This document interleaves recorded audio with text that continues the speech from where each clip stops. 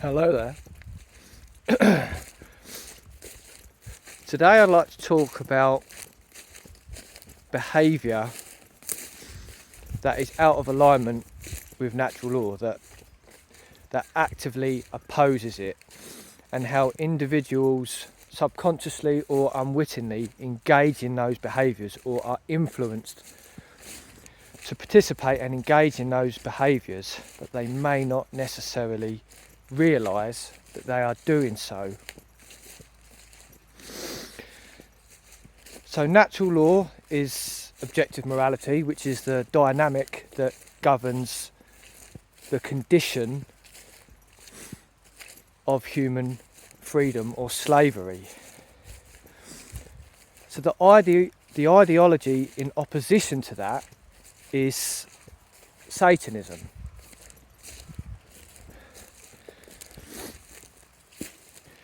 Now, Satanism isn't what we know it to be from the religionist point of view, like a devilish individual who, you know, with horns and all that nonsense, and what Hollywood would have us believe. It is a mindset that the masses are engaged or influenced to behave in. So Satan is a word from Hebrew that means opposer or in opposition to, and it's an ideology in opposition to natural law. So there's 4 tenets, and the masses are influenced to engage in the bottom 2 tenets, which are, so level 1 would be selfishism, perpetual me, with no care for the overall human condition.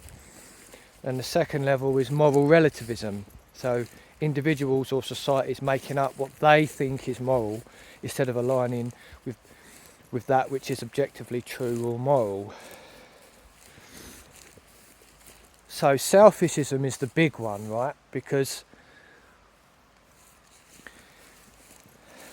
everywhere you look in society, people lack care, don't give a toss about anything that they should. They're not prioritising the overall condition, they're not prioritising the care that is required to change the current human condition. So, and the biggest tool that is used to diminish an individual's sense of care is the religion of money, because we dedicate our entire lives and most of our working week to acquire something that does not have intrinsic value, because if we don't have that, we cannot eat, cannot shelter ourselves, etc.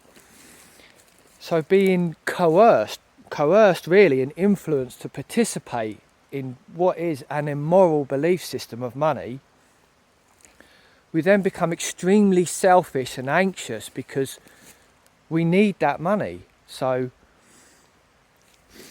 then you stop caring about everything that really matters. And when you have millions of individuals thinking like that, you're completely separated consciously, fragmented as a species.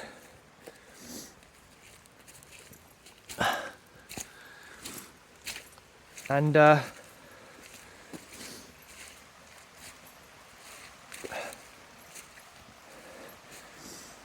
so it's easy to be coerced and manipulated when you're trapped in selfishism.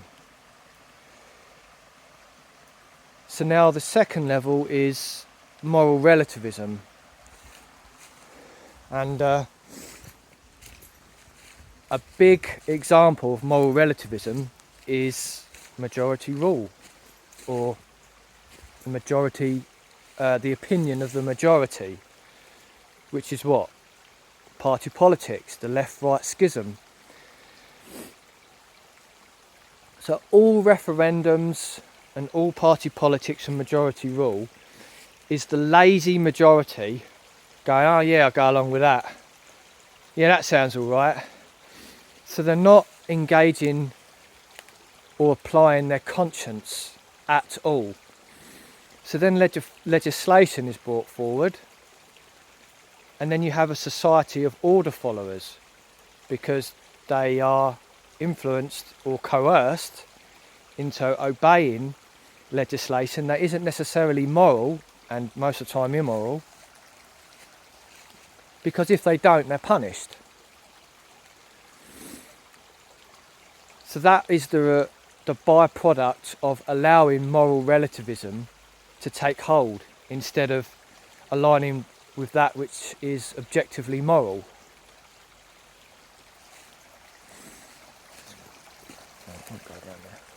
And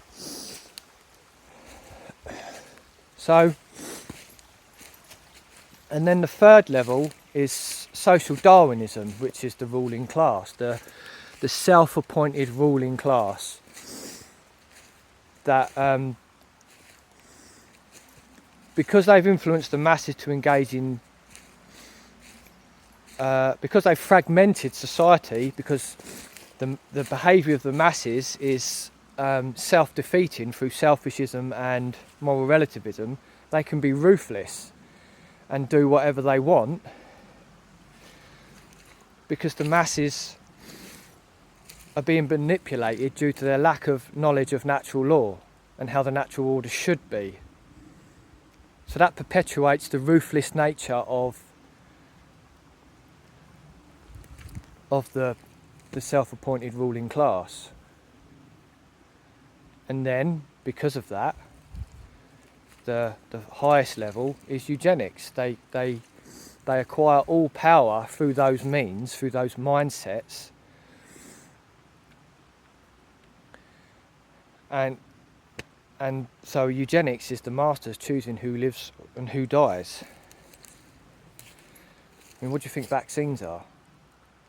Look at the assisted dying bill that they're all arguing about at the minute. This is where it leads. It leads to democide, which is genocide through policy. The UN Sustainable Development Goals. So these are all the effects of slavery. And so by not addressing the causal factors, which is essentially mass ignorance of how we co-create our shared experience through the quality of our behaviour, and it always works in the aggregate. So when there's a higher amount of people acting morally, things change for the better, and you start to create freedom.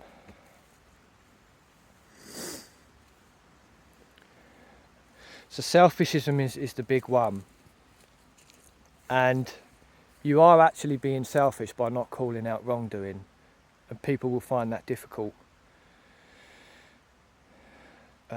People will find that hard to swallow, because that is a bitter pill, because you don't actively have to be engaged in harming someone under natural law to be committing a crime cosmically, as it were, because you're going against natural law in the universe by allowing wrongdoing to go on, by not calling it out, by individually not aligning with natural law, when really we could all be doing something, whether it's by educational means or just our behaviour in general. As an example, just engaging in certain conversations, media creation, just to help educate, because it's all about raising consciousness. The master psychologists who are really running the show, they know how to manipulate the masses, which is what the Satanic Mindset really is. It's using master psychology to influence destructive behaviour, to create chaos and a self-imposed rule from those who would do harm to us, as we can evidently see. So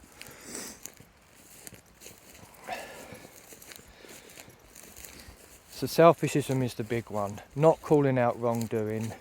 I'm all right, Jack. I haven't got to do anything. I haven't got to say anything. And the sorcerers of this world use fear to create a low vibratory state of consciousness, so that you just sit on your hands and don't call anything out, and don't try to change the current trajectory of the human condition. It's it's quite deep stuff, because that's, when you really think about it, you're like, shit, we're all responsible for each other. The universe knows this. That's how reality was created. That's how it's all woven into the into the fabric of reality. So when the aggregate continuously acts immorally,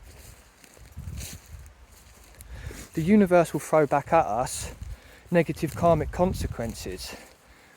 Because that's the only way the masses can raise their consciousness, is through suffering, because then they learn, oh, shouldn't do that.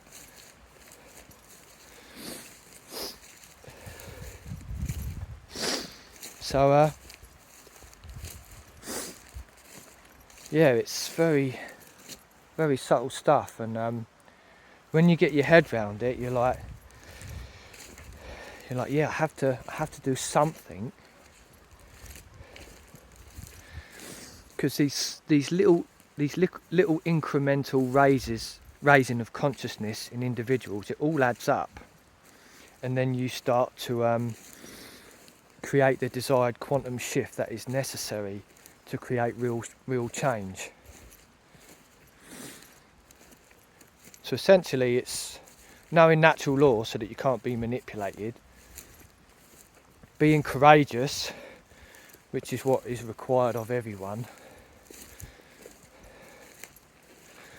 Being courageous is the opposite of being fearful. And wanting change and wanting things to be better, and then actively engaging in behaviours and education that can bring that about, is coming from a generative polarity of love. And that's the magic, that's the opposite of sorcery, because the magic is the influence of the will, and sorcery is also the influence of the will, but it's the intent of the person doing the influencing, or the source, the intent of the source that is trying to influence a specific outcome. Is it based in natural law, or is it based in the Satanic mindset? So magic is the positive will, and sorcery is the negative will.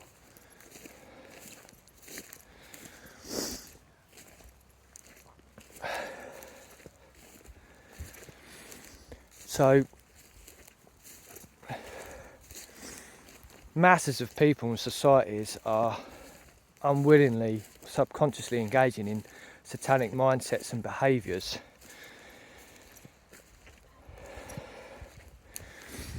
So it's only through alignment with natural law and really getting your head down and understanding these subtleties and nuances, and what is essentially deep psychology, the minor arcana of natural law,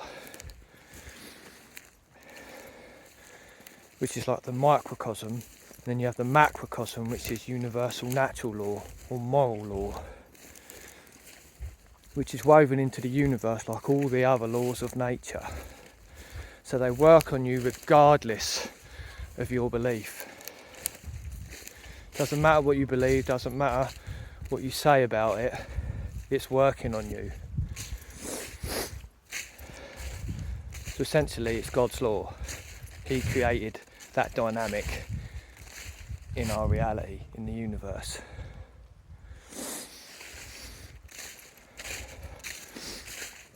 So I guess I'll finish with the law of freedom. So it works like this. As an increase, as morality or objective morality increases in the aggregate, we see an increase in freedom, because tyranny can't exist amongst a large amount of people that know the objective difference between right and wrong. And it works inversely, where as immorality increases in the aggregate, freedom declines and slavery increases. So that is the law of freedom, all tied in with our collective behaviour. It's all co-creation, guys. So it's really, really important that we understand this individually, and then positively influence through education and our behaviour other people, because this is just how it works. And so regarding the law of freedom, it's on that point, it'd be good to make a point of the jury, because what does the jury do in our constitutional rule of law? It's fashioning out morality. It's conscientious deliberation amongst 12 minds, 12 people of the community coming together to thrash out the morality of the issue, so that harmony is maintained.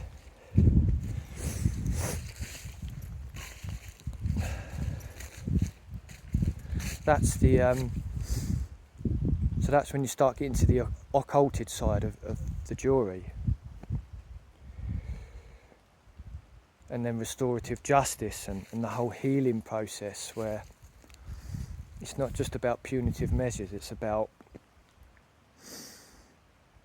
it's about addressing all these spiritual things as well, so that there can be a healing with the individual and the community that's involved. And it all brings you to, it's alchemical, because you're stripping away impurities by dealing with things properly and conscientiously.